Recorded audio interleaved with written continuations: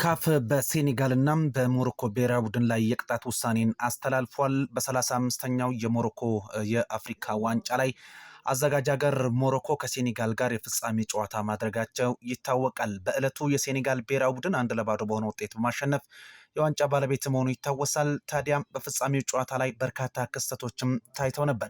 የሴኔጋል ብሔራዊ ቡድን የአሸናፊነቱን ጎል ከማስቆጠራቸው በፊት የተሰጣቸውን የፍጹም ቅጣት ምት አይመታም በማለት በአሰልጣኝ ፔፕ ቲያው አስተባባሪነት ወደ መልበሻ ክፍል መግባታቸው እንዲሁም በኋላም በሳዲዮ ማኔ አማካኝነት ጨዋታውን ቀጥለው 1-0 በሆነ ውጤት አሸንፈው የፍጹም ቅጣት ምት መክኖ የሴኔጋል ብሔራዊ ቡድን የ2025 የአፍሪካ ዋንጫው አሸናፊ መሆናቸው ይታወሳል። በሞሮኮ ብሔራዊ ቡድን በኩል የሞሮኮ ብሔራዊ ቡድን ተጫዋች የሆነው አሽራፍ ሀኪሚ የግብ ጠባቂውን ሜንዲን የማደራረቂያ ፎጣ በማንሳት ወደ ደጋፊዎች ሲወረወር በተለያዩ ተንቀሳቃሽ ምስሎችም ታይቶ ነበር። በዕለቱ የነበሩት ኳስ አቀባዮችም ይህንን ተግባር በተመሳሳይ ሲፈጽሙም ተስተውሏል። ይህንን ተከትሎ ካፍ በሁለቱም ብሔራዊ ቡድኖች እንዲሁም በተጫዋቾችም በኩል ቅጣትን አስተላልፏል። የሴኔጋል ብሔራዊ ቡድን አሰልጣኝ የሆኑት ፔፕ ቲያው የካፍ 5 ጨዋታዎችን ብቻ ሲታገድ $100,000 የገንዘብ ቅጣት ተቀጥቷል።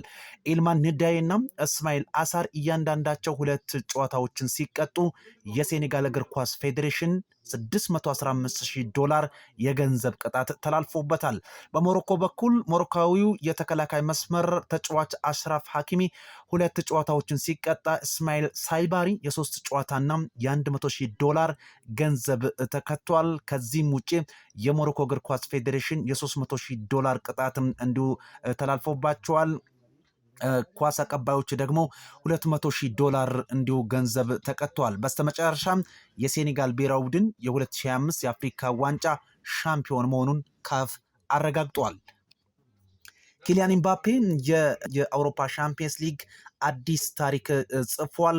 የተጫዋች በባለፉት 7 የአውሮፓ ሻምፒየንስ ሊግ የምድብ ጨዋታ ላይ አጠቃላይ 13 ጎሎችን በማስቆጠር በአውሮፓ ሻምፒየንስ ሊግ ታሪክ በአውሮፓ ሻምፒየንስ ሊግ ውድድር ታሪክ በትንሽ ጨዋታዎች ብዙ ጎል ያስቆጠረ ተጫዋች በመሆን አዲስ ሪከርድን አስመዝግቧል። በምድብ ጨዋታም በአጠቃላይ በአንድ ሲዝን ብቻ የተጫዋች በሁሉም ውድድር 41 ጎሎችን ማስቆጠርም ችሏል። ከዛ ውጪ ግን ትላንት ምሽት በቤኔፊካ 4-2 ሲሸነፉ ሁለቱንም ጎሎች ማስቆጠር ቻለው ኪሊያን ኤምባፔ ነው። በአጠቃላይ የሪያል ማድሪድ እግር ኳስ ክለብ በአውሮፓ ሻምፒየንስ ሊጉ ከ9 እስከ 4 ባለው ውስጥ ማጠናቀቁን ተከትሎ በቀጣይ በፕሌይ ኦፍ በአውሮፓ ሻምፒየንስ ሊግ የጥሎ ማለፍ ጨዋታውን ለመቀላቀል የሚያበቃውን ውጤት ያስመዘግባል ወይ የሚለው ጉዳይ የሚጠበቅ ሆኖ ሳለ ኪሊያን ኤምባፔ ግን ከባለፉት 7 የአውሮፓ ሻምፒየንስ ሊግ ጨዋታዎች 13 ጎሎችን አስቆጥሮ አዲስ ታሪክ አስመዝግቧል። ክሪስቲያኖ ሮናልዶ ዶስ ሳንቶስ አቬሮም ባለፉት 11 በተለይ በ11 የአውሮፓ ሻምፒየንስ ሊግ ጨዋታዎች 17 ጎሎችን አስቆጥሯል። ታዲያም የተጫዋች እሱን ሪከርድ ለመስበር ትልቅ እድል አለው። ምክንያቱም ያስቆጠራቸው ጎሎች እንዲሁ 13 ከዛም በላይ እንግዲህ ሮናልዶ 17 ነው ያስቆጠረው። የተጫዋች 4 ጎሎችን ብቻ ማስቆጠር ይጠበቅበታል ይህንን ታሪክ ለመጋራት። ነገር ግን ሮናልዶ 11 ጨዋታ ነው ያደረገው። ኪሊያን ኤምባፔ 7 ጨዋታዎችን ብቻ ነው ያደረገው። ተጫዋቹ በግሉ እጅግ አስደናቂ ጊዜን በሪያል ማድሪድ ቤት እያሳለፈ ይገኛል። ፈረንሳዊ ተጫዋች ካሪም ሙስጠፋ ቤንዜማ አልኢትሃድ ከአልፋታህ ጋር በሚያደርገው ጨዋታ ለመሳተፍ ፈቃደኛ ለመሆኑን ተገልጿል። ካሪም ቤንዜማ ጨዋታውን ማድረግ የማይፈልገው ክለቡ ባቀረበለት አዲስ የውል ማራዘሚያ ጥያቄ በመበሳጨቱ ምክንያት እንደሆነም ታማኝ መረጃ ምንጮች አመላክተዋል።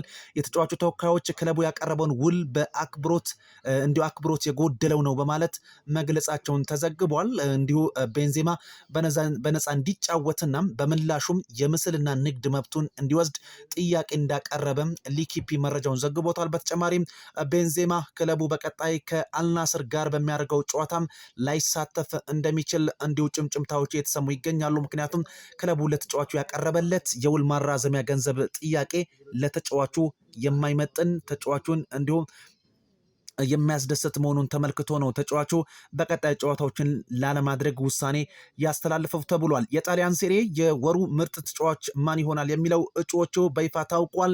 የ2025/26 የውድድር ዘመን የጣሊያን ሴሪ የወርሃ ጥር የወሩ ምርጥ ተጫዋች እጩዎች ይፋ ተደርጓል። በዚህ መሰረት የዩቬንቱሱ ዴቪድ እንዲሁም ደግሞ የጄኖዋው ሎሬንዞ ኮሎምቦ እንዲሁም ደግሞ ፌዴሪኮ ዲማርኮ ከኢንተር ሚላን ከዛም ባለፈ ዲቫካስ ከኮሞ እንዲሁም ደግሞ ክሪስቶቪች ከአታላንታ ራቢዮ ከኤሲ ሚላን በእጩነት የቀረቡ ተጫዋቾች ናቸው።